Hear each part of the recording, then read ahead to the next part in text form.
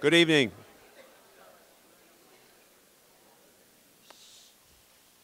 Thank you.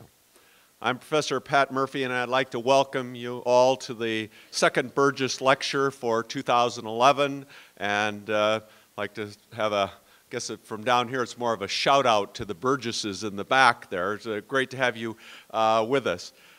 Tonight, our speaker is Kathryn Brown, Senior Vice President for Public Policy Development and Corporate Responsibility at Verizon.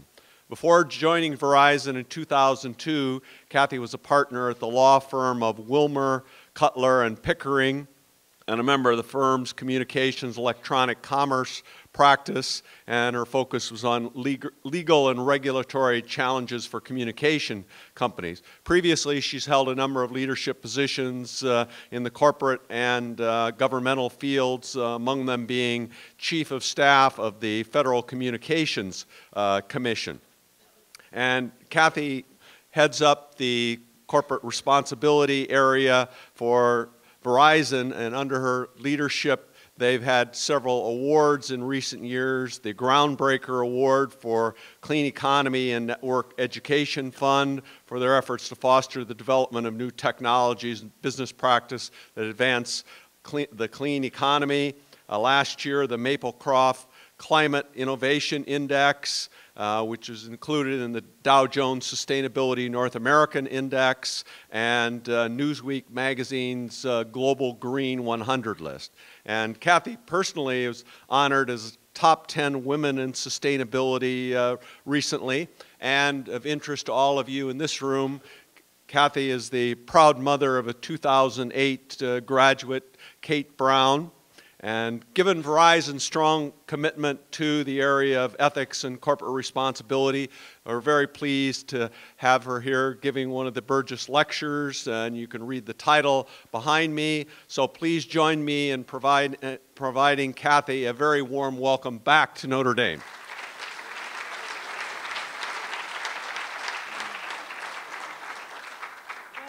All. It's a big group tonight. Thank you for coming out. It got cold here fast, didn't it? Or is this the usual?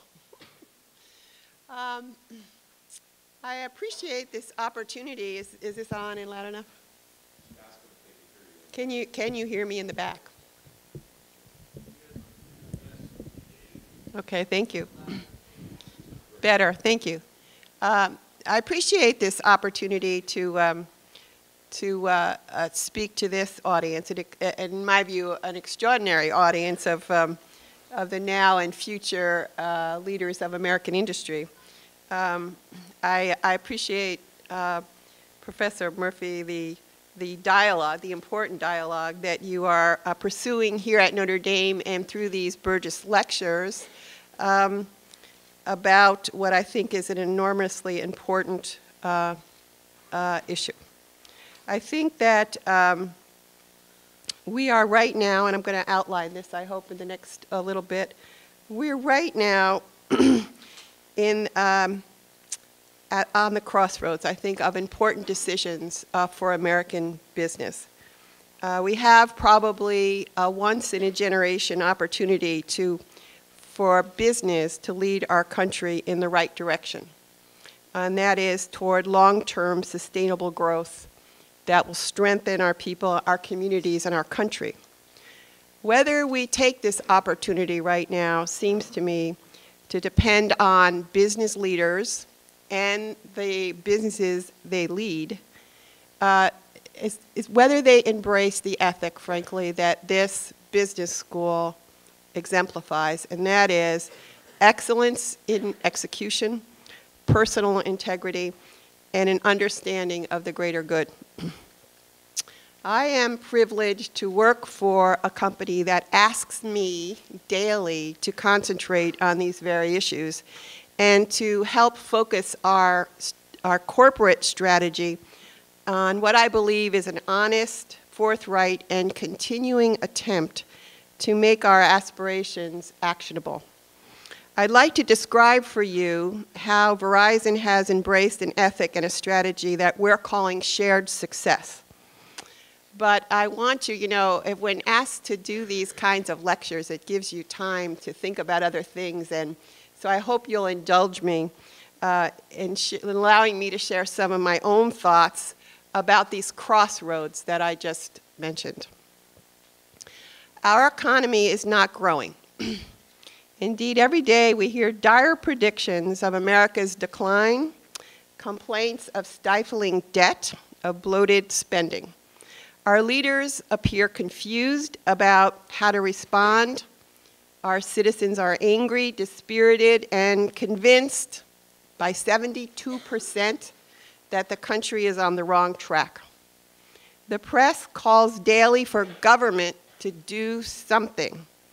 At least where I come from, and that's Washington, D.C., there is an interminable discussion about who we should fire next year in the next election, as unemployment remains too high, foreclosures continue, and poverty is on the increase.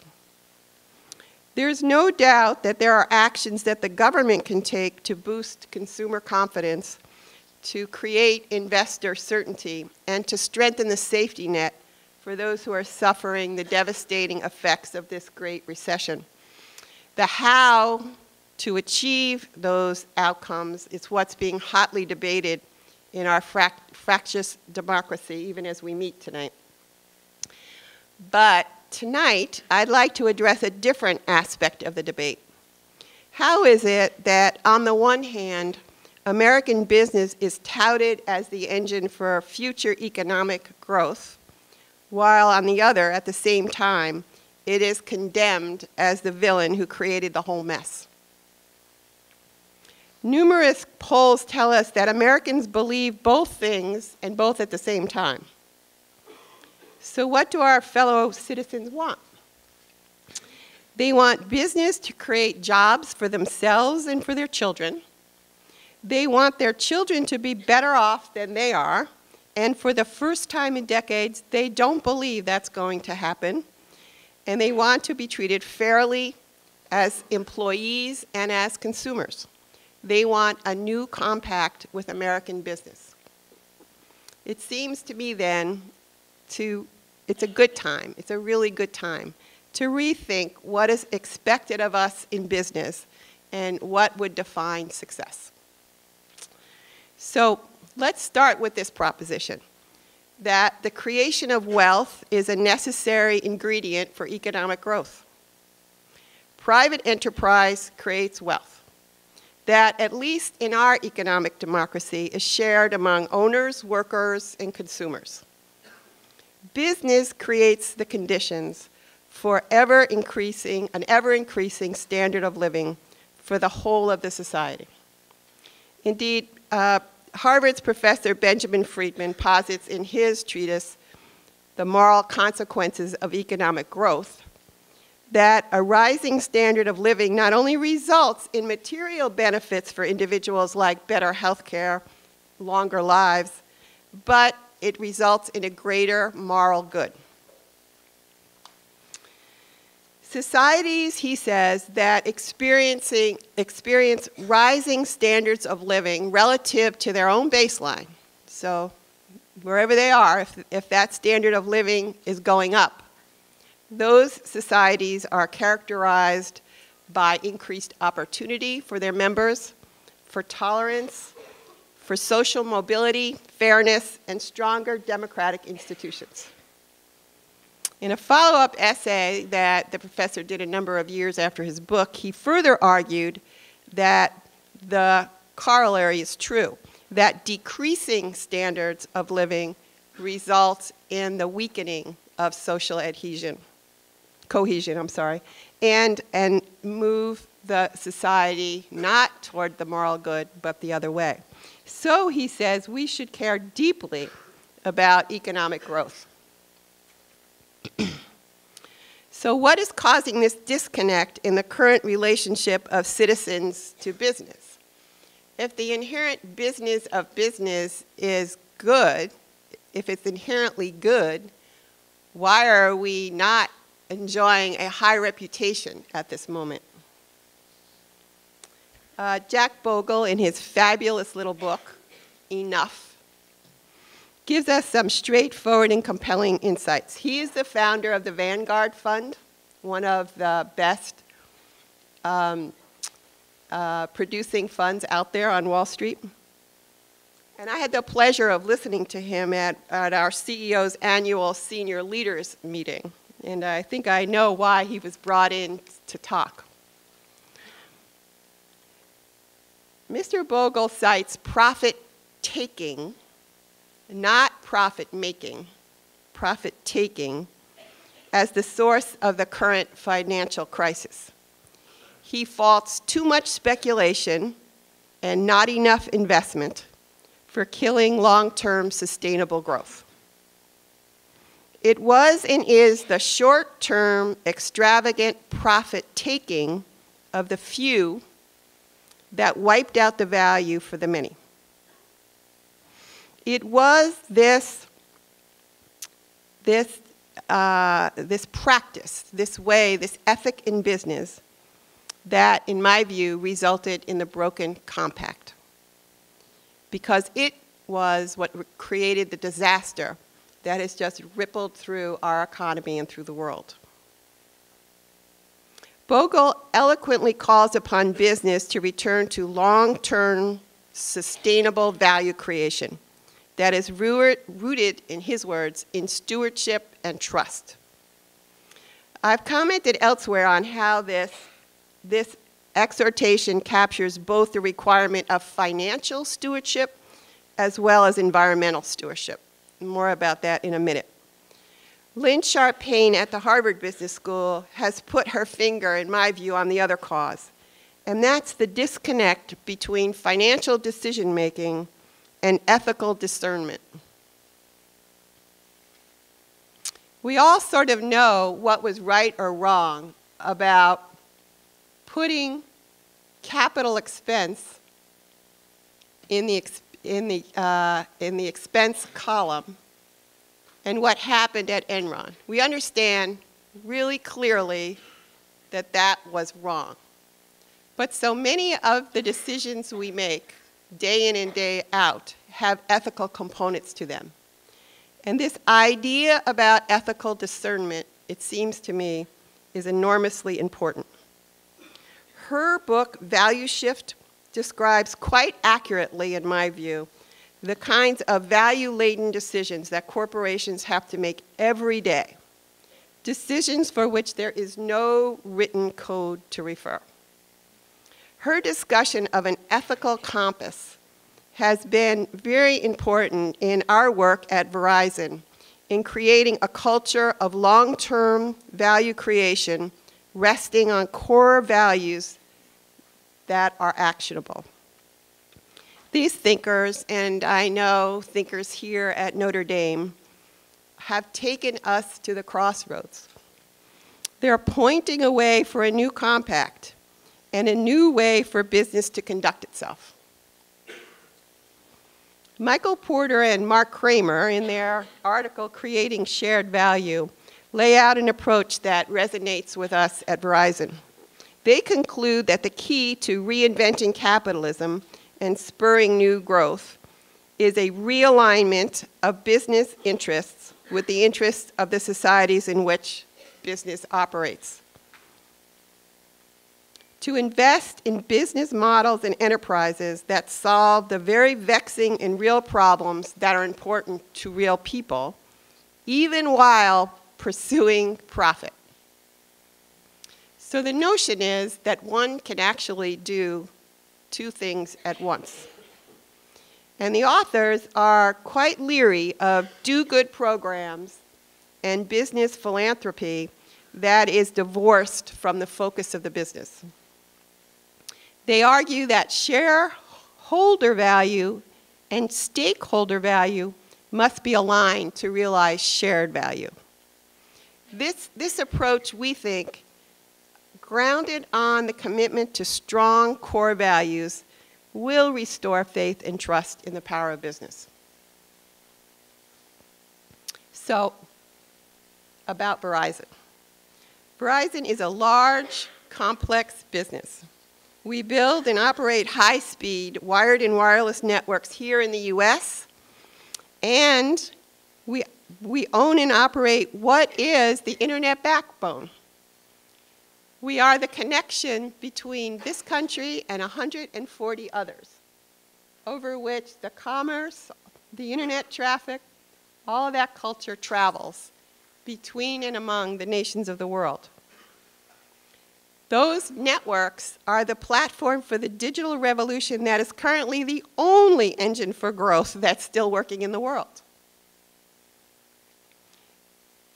They are the platforms in which so much of the innovation is happening right now.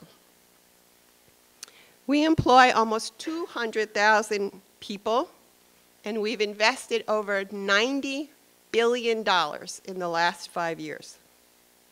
That is the largest investment of any country in the United States and second only to Exxon in the world. So we believe in long-term value creation. It's what we do. The company has taken quite seriously its culture and what it means to be at Verizon and who we are in the world. It has emblazoned on all of its buildings and in all of its screensavers and in all of its printed communication a statement of our core values: respect, integrity, accountability, performance excellence. Verizon, as it now exists, is only 10 years old. It is the result of mergers, acquisitions, alliances of numerous companies that came together to create this international huge company that has assorted technologies that it's putting out into the world. And it was very important to the CEO at the time, and I spent a lot of time on this with him, that the culture of this combined company be grounded in these values which were core to him and he thought core to the success of the company. So again, integrity, respect, accountability, performance excellence.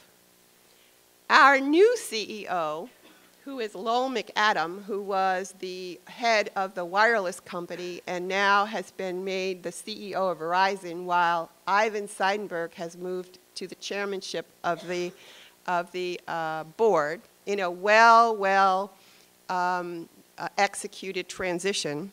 His very first action as the new CEO of Verizon this past year was the adoption of what he calls the Credo. It's a statement that operationalizes these values by describing the way that we are to do business. We use a symbol of a thumbprint to remind us that we have our fingerprints on everything we do and that we need to strive to do things better every day. There's a deep sense of pride that is connected to this effort by the new guy who's going to take the company in yet a new direction. There's a deep sense of pride that it starts with this belief that we're here to do more than just put in a day's work. So it's a little like this place. Our commitment to the communities in the world in which we work is stated quite simply in the Credo. We are good corporate citizens, and we share our success with the community to make our world better every day. I was hoping it went up there, yeah. Better than it was yesterday. It's one simple sentence which follows the declaration that we are an ethical company that lives by our values. And just as our commitment to performance excellence in customer service, in provisioning the networks, in technology innovation is central to what we do at Verizon, we have an integrated, actionable plan for shared success. So let me show you what that looks like. I'll put up that model. So here is sort of the one page on what we call shared success and the belief by which we're doing what we're doing. We are saying that as we reinvent ourselves around mobility, broadband, and global connectivity, our investment does what? It creates the platform for long-term growth, not just for us, but for America and the world. That is what we believe. To the depths of us, that is what we believe. That statement was written by Ivan Seidenberg. We're driven by what? The passion of our people, guided by our culture of integrity, performance, and inclusion, and committed to providing customers with products and services that are safe, reliable, and accessible. So delivering long-term business and social value is core to our identity. So we've said that we need to actually have an initiative, have initiatives that are integrated into the company to realize that notion of shared success. And we've put them in these three categories, which we think are most important to our core reputation, our core commitment to the community. And that is to solutions, to service, and to sustainability. And we're serious about the solution piece. I just spent the last week with the new head of solutions, who's come in to think about how to leverage the power of these networks for solving problems for which there is both a market and a need. What are they? What's the top of the list? Healthcare. Second top of the list, education. Next, energy. Right now, the digital innovation that is going on high-speed networks is ripe for exploitation to solve other problems. So the work that this group is doing right now is assessing two things. What is the need out there for mobile health delivery? What's our capacity to do that? And how would we fare in the market? The business guys are doing that. The piece I'm doing is, what are the public policy barriers to Verizon actually being involved in those adjacent markets? We're not known as healthcare people. Nobody thinks of us first when they think about energy efficiency. IBM stole that thing with their very good advertising. So how does Verizon enter those markets? The CEO has picked 50, as he says, of his smartest leaders to come together and figure this out. Now this whole push is completely aligned with the business interests in finding new markets for our plant, for our technology, for this new wireless world, for the demand for mobility in everything in your life, and for the call, really, of the community itself to use these technologies to save money, to improve results, and to get whatever they want, whenever they want it, wherever they want it. It's an enormously ripe opportunity, and it's what we're calling shared success. The second piece is service. And here we really do mean what we do on the philanthropy side. We give $75 million a year to communities around the country for their needs.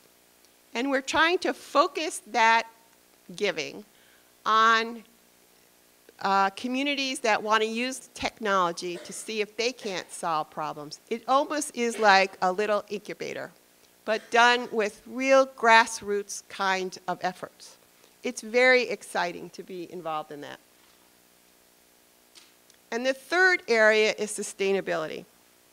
And our commitment to sustainability encompasses both what we do inside the company with huge, huge energy usage for our networks, for the very transport of those bits around the world. There's an energy unit for which we came up with a measurement to measure the amount of energy per terabyte of bits moving around the world, and to see if we can improve it this year by 15%, next year by another 15%, and the year after that too.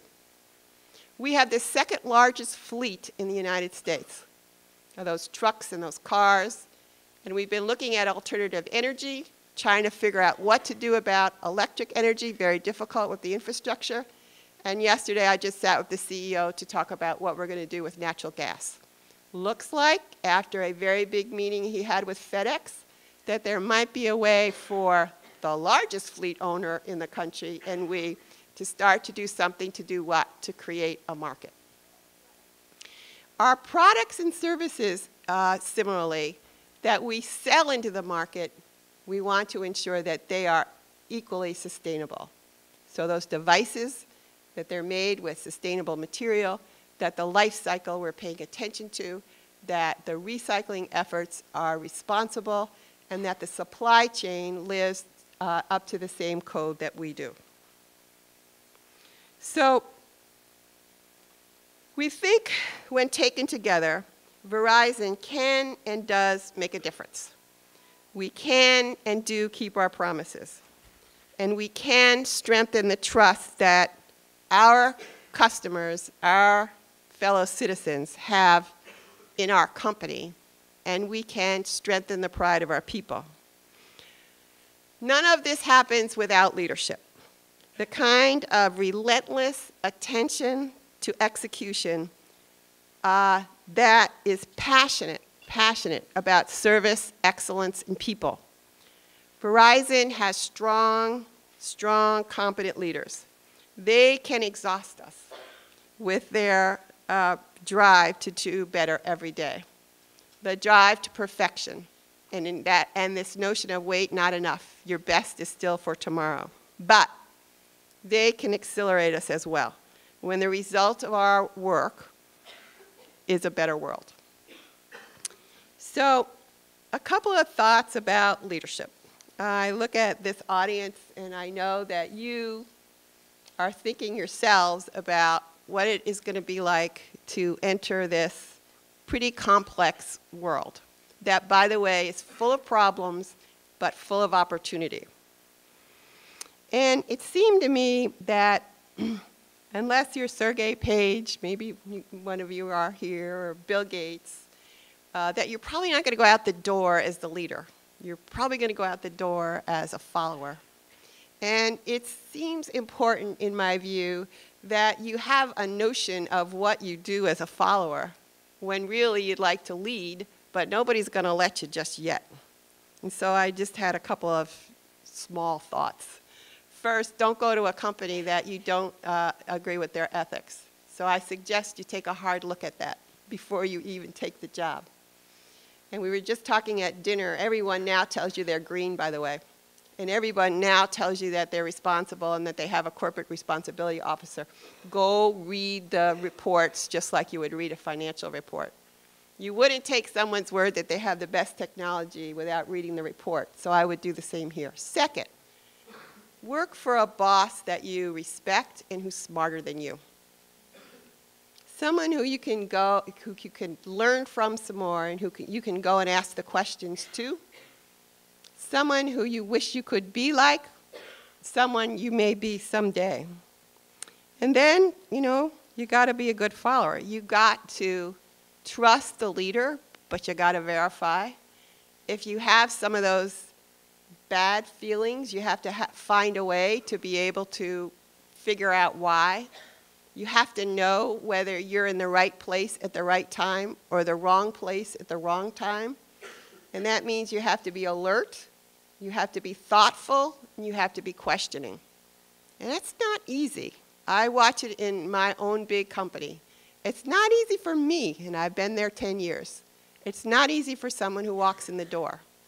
So you have to find a way to assess that. And then I think you have to be able to be thinking about those valued, long-term alternatives to something you don't like what you're seeing. So what's the alternative? As Ivan would tell all the newbies, don't be a pain in the ass. That's what he would say. Don't be a pain in the ass. Don't make me work harder. but make me work better. Tell me something I don't know. Challenge me with something I ought to be thinking about, but don't whine. And I always thought it was pretty good advice. You know, nobody needs it. They are too busy. But if you have a good idea and you can present it and you can show an alternative path, you will be the leader someday. So let me just say in closing that I started out by saying that we're at a crossroads and that we have a once-in-a-generation opportunity to choose the right path. I'm quite convinced you're the right generation, and you are the generation who can choose the right path. I have this little fantasy about all of you business students and MBA students across the nation just refusing to go to a company that is dedicated to short-term profit taking, just refusing to go. And instead, go work for a company that's talking about long-term value creation, that cares about being there after the IPO, that actually cares about having employees who can make a livelihood with the company, who actually cares that when you retire, your stock is worth something. And now is the time you have to start making those decisions. The decision that when you wake up every day, you're glad to be there, that you haven't taken a job and stay in a job just to pay off your student loan. Big, hard decisions, but now is the time. So I thought I would just end, if we could do this, Chris, with it's just a little 3-minute film on what we're talking about when we say shared success.